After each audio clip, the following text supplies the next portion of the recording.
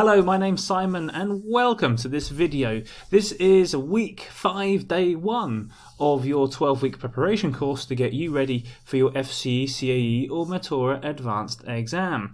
It's Monday today, which means that we're going to have a look at a writing topic, a writing question, and in this case we're going to have a look at letters and emails, but informal letters and informal emails.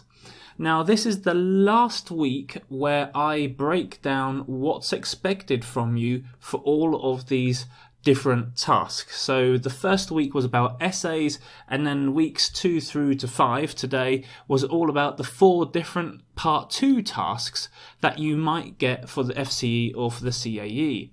Starting from next week, I'm going to have a look at all of those again, but from the point of view of breaking down the question or a question, what I would say, how I would go about it, the kind of language structures I would use, how to include as much grammar as possible, bearing in mind the information in these videos, because we can't just think about applying as much language as we want to whilst ignoring the basics. In other words, the structure and what's expected from you in the question. But more about that kind of thing next week. Let's get into detail about informal letters and emails. So let's go. So if you're not familiar with the basics, then this is the last time to go over them. The basics are the basics. These are things that you should know, should apply, but I'm going to keep on repeating them because it's amazing to me that people still don't do this and or make simple mistakes that they shouldn't be making. Underline the question text for 2 reasons. Know your audience. Your audience determines your register. Now, this is informal letters and informal emails, so the register is going to be informal. But it's always worth double checking, who am I writing to? Once you know who you're writing to, then that determines your register. And if you're writing to anyone of authority, whoever that person might be, whether it's some kind of a formal magazine, a headmaster, a principal, someone in the council, whatever it might be, then your register is going to have to be neutral or formal. But we're writing an informal email, informal letter, so we know that the register is going to be informal. Then you've got to underline the question text to know the details. In other words, what is it that you've got to write about? Once you underline them, include those things in your plan. And once you've included them in your plan, tick them off to make sure as a message to yourself that you have included that information in your plan, and therefore when you're actually writing your answer, tick off your plan, make sure you've included that information in so there's no possible way that you're missing out information, because if you miss out information, as we'll see in the next few weeks, you're going to lose marks for content and for other things as well. So the underlining process to work out your register and what you've got to include is vital, and you really have to do it. The second thing that you have to do, and I've mentioned this already, is to plan. Every writing task, whether it's the part 1 essay or whether it's any of the part 2 questions, have their own plan. And letters and emails, whether it's informal or formal, it makes no difference. They are the same plan. So you've got an you've got an opening, then you've got an introduction, then you've got the main body of the email or the letter, then you've got the closing, and then you finish off the email. And that's the structure. And your plan has got to reflect that structure. Okie dokie. So what I'm going to do now, as I said, I don't like reinventing the wheel. There are some fantastic websites out there which walk you through how to write informal letters and informal emails. So let's get stuck to it. Get stuck to it. What kind of English is that? Well, anyway, before we get stuck to it, or whatever it is that I meant to say, let's have a look at what Cambridge want from you from an email or a letter. Above my head, you'll see the guidelines for the FCE, and next to me, you'll see the guidelines for the CAE. So let's have a look at them and compare the FCE and CAE and see where the differences are.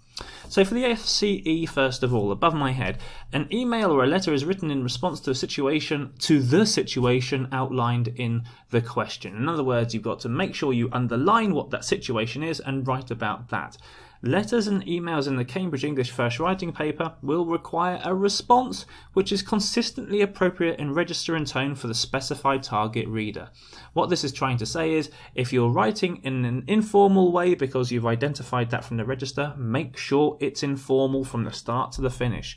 If you go informal, formal, informal, you're going to lose marks for that. The examiner will see a change in register. That's not what we want to do. Candidates can expect to be asked to write letters or emails to, for example, an English-speaking friend or colleague, informal, a potential employer. This will be formal emails or formal letters. We'll have a look at them in the future.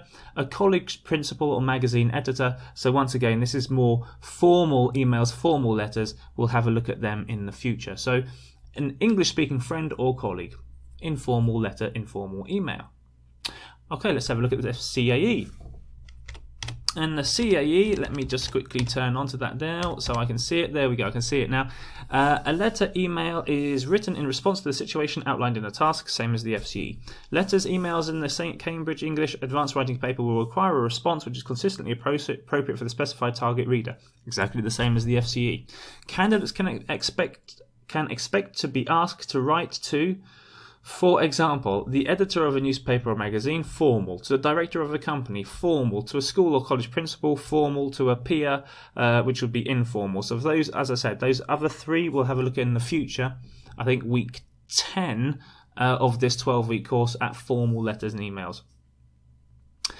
Letters, emails will not be limited to a narrative element, but will also require candidates to carry out other functions, for example, to reassure someone, to correct a misunderstanding, or to justify a course of action.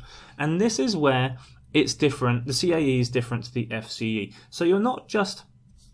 What it's talking about is this narrative element. So narrative is not just telling a story about something, about how you're meant to respond to a situation. But for the CAE, you're meant to include that narrative element, but also include something else, some other function of writing, whatever it might be. And it gives you some examples, whether to reassure someone, to say it's okay, everything will be fine because ... to correct a misunderstanding. So there's a narrative that something went wrong, there's a misunderstanding, and now I need to tell you about how or why there was a misunderstanding, or to justify a course of action. So this is the narrative, and I want to do this because ... So that's where the CAE is different to the FCE. Letters, emails may include a narrative element which details personal experience, e.g. to a newspaper or magazine. Others may be more concerned with giving factual information. When the response is framed as an email, letter writing conventions such as an opening salutation, clear paragraphing, and closing phrasings are always important. Now, in the previous slide, you might have seen that I said letters equal email. What I mean by that is I'm talking about the structure. And this here says exactly that. The email structure must be exactly the same as the letter structure. So just because you're writing an email doesn't mean that you can just abandon structure. Letter structure is the same as email structure, and that's important to know. So as you can see, the FCE writing and the CAE writing are quite similar. There is more of a language requirement, whatever that function might be for the CAE, but broadly they're the same thing. So with all of that being said, let's have a look at those websites. Okay, so the first website I want to have a look at for the FCE informal email or informal letter is this website which I found today. It's called Keepsmilingenglish.com, and I would encourage you to check it out. Certainly I was quite impressed with the information that it had to offer about informal emails and FCE writings.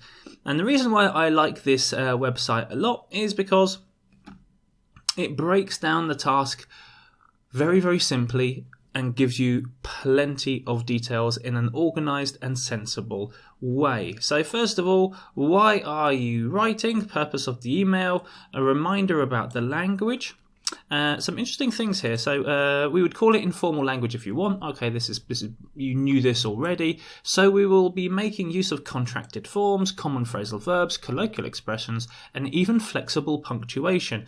And for example, using M dashes. M dashes are the slightly longer dashes. You have N dashes and M dashes, but that's a different conversation. Structure. About how to talk about structure, and of course that's an integral part of your planning, and we'll see how this website deals with structure in a second. Common topics, number of words. Okay, here you've got an informal email. Is it going to let me highlight it? No, it's not going to let me highlight it. An English friend of yours visiting your city next summer. Write to him and tell him about the places he should visit and the clothes he should wear. You must also invite him to stay with you during his stay. So typical FCE informal email. You can see if you remember what Cambridge want from you, they talk about a narrative, in other words, a kind of story. Well, here's the story. It's a simple story. Write to him, tell him about this, tell him about that, invite him, and that's the idea of the story. It is extremely important to pay careful attention to these instructions, because it's here where we have to find out what we talk about in our email. And this goes to what I say about underlining. The addressee, in other words, register, an English friend of yours. The context, visiting your city. Main ideas, paragraphs. Tell him about the places he should visit. The clothes, invite him to stay with you. These are the 3 things you should underline and tick when you've included them. Now, this is the great thing about how this website presents the structure. Opening formula, the salutation, Dear Jack, introductory paragraph, the first thing, the second thing, the third thing, closing paragraph, closing formula, signature. Okay, we don't have to include addresses. Please don't include addresses. It's not important. But the rest of the letter format is important. And that's how simple the plan can be. And that's why letters are really, really easy to write, because the planning is really, really simple. The email layout, or the informal letter layout, is extremely clear, and it is. We've just seen how it's extremely clear. It explains what happens in every part of the letter. Language is informal, and here we've got some examples of informal language. And then at the end of this web page, you've got lots of useful expressions for writing an informal email for FCE Writing. I'll leave you to have a look at that. And you can see all of and of course you'll see the links to this web page and all of the others in the video description below. And it goes through some common questions. This is a good website, and I would encourage you to check it out and see what other resources it can offer you. Now let's go to our common favourites. This one is English Exam Help, and we'll have a look at Ruben Valero in a second as well.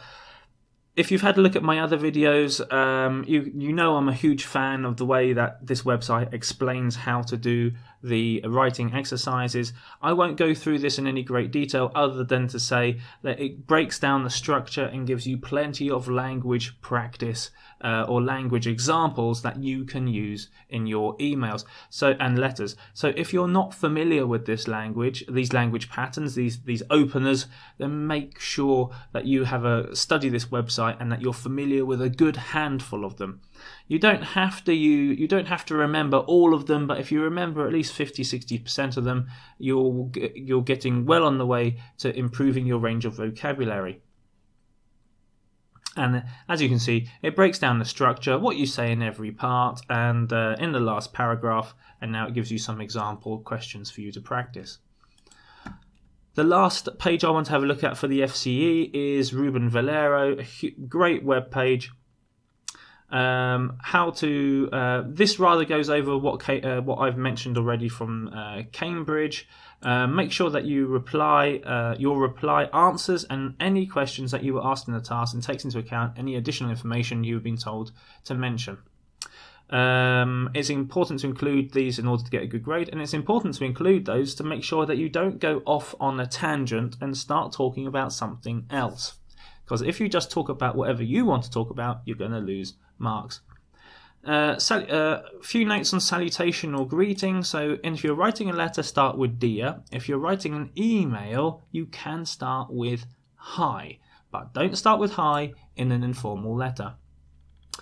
Then there's information about the body, plenty of language examples, the closing, and this is good. Other things to consider. Think about the range, informal language, simpler sentence structure. Be careful with this, because looking at this example, you might think short sentences are the way to go. What we're looking for here is a variety between short sentences and longer sentences. Don't just fill your answer with these sentences, because you'll lose marks for lack of range and lack of variation. And this is important, connectors. In other words, discourse markers, linkers, transitions, whatever you want to call them, how they link one thing to another thing. And if you're trying to create a narrative or a story, these are really important. So, well, by the way, anyway, as I was saying earlier, actually, anyway. So what these do is that they connect everything together. Really, really important in letter writing and in emails. From the point of view of the CAE, what we've got here is Ruben Valero one more time. It goes, you know the structure for this, so I'm not going to go through this in any great detail. But of course, I recommend that you spend a lot of time on this website to take in all of this information as well. This is important. I will mention this though. Identify the functions you should use. Now, if you remember for the CAE, it says that you're writing a narrative, but there is a function that you have to use. Advising, reminding, requesting, suggesting. And make sure you get the language correct for that. Make sure the points covered follow a logical right order so the whole email is coherent. This goes back to your planning process. So that function has got to be in the right place in your email. There's no point putting the function right at the beginning without any narrative, because you don't know what's going on. So I would imagine that there would have to be some narrative, and then you would have the function, whatever that function might be. Then you've got some examples, or an example of a model answer, so you can see how you can apply all of that information. The last website I want to have a look at is Flojo. Now, of course, there are plenty of examples for this for FCE as well, but this is the writing class section for the CAE. So this is looking at an informal email. This is your question. And this is Joy's answer, which is broken down by a teacher, which is full of comments about how to improve this. So, for example, if I click on this green thing, it says omit word. You could omit you or write recommended for or to you. So it's got advice. Let me just move my screen across a little bit so you can perhaps see a bit better. WT, wrong tense. This word here, a word is missing, so on. So what you can do is you could read through this and try to work out what the mistakes are. The code for each mistake is written here. So this is a good website in order to see what potential mistakes might be and how you can avoid them. And then there's feedback. This is a very good informal email. You've answered the question fully, organised the email clearly, and your use of English is a very good standard. I'm particularly impressed with your attention to register and how well you've made this informal and engaging, and how that happened. Phone call over, so let's get back to this. So as I was saying, the feedback here is useful as well. And don't just and make sure you have a look at all of the makeovers here. If I click on makeovers, you can see there are makeovers for all of the different writing tasks. So make sure you have a look at plenty of those and benefit from the feedback and from the mistakes that you might be able to avoid if you're making those mistakes. So bearing all of that information in mind, whether it's the information I gave you at the beginning, whether it's all of the information on those websites, and I hope you spend time looking through those websites, these are the questions I'd like you to have a look at. So if you've got one of these course books and you've joined up to CramTheExam, then write your answer, send it to me, and I will mark it, give you feedback, and get it back to you. If you don't have a course book, there is a free writing exercise below, and you'll see plenty of free writing exercises on those websites, but unfortunately, I can't mark it for you. The only people I can mark it for are those who joined CramTheExam. So, how do you join CramTheExam? Well, you've got a number of different options. As you can see, you can either pay 30 zloty for 31 days access, which is about 7 to 8 euros, or if you want 3 months access, then I can do that for you for 75 zloty, and I can give you a course book and send the course book to you. So if you want 3 months access, choose from one of the course books above my head. Be quick though, because I'm almost sold out of First Expert books and I won't replace them. Once they've gone, they've gone. So choose one of those course books, sign up on my website. There's a link in the video description below which shows you exactly how to do that. And then get in contact with me and I'll send that course book to you. Now, if you're in Poland, it's going to cost you 75 zlotys, and you can do that through allegro.pl. There's a link in the video description below to my shop on Allegro. If you're from Euroland, get in contact with me through my website, or leave a comment below. Probably best through my website by email, and we'll get that organised for you. But from Euroland, it's 105 zlotys, which is about 22 to 24 euros, which is still about 10 euro cheaper than you can buy the course book by itself on Amazon or your eBay site. So a much better deal through me. So here's a quick reminder of those questions I'd like you to have a look at today. And as I said, if you're part of CramTheExam.com, send them to me. I'll mark them and I will get them back to you. And tomorrow is Tuesday, which means it's a listening day. And as I said, from next week, we're going to have a look at the writing exercises. And I show you how I would go through them, bearing all of this basic information in mind. So I'll see you again soon.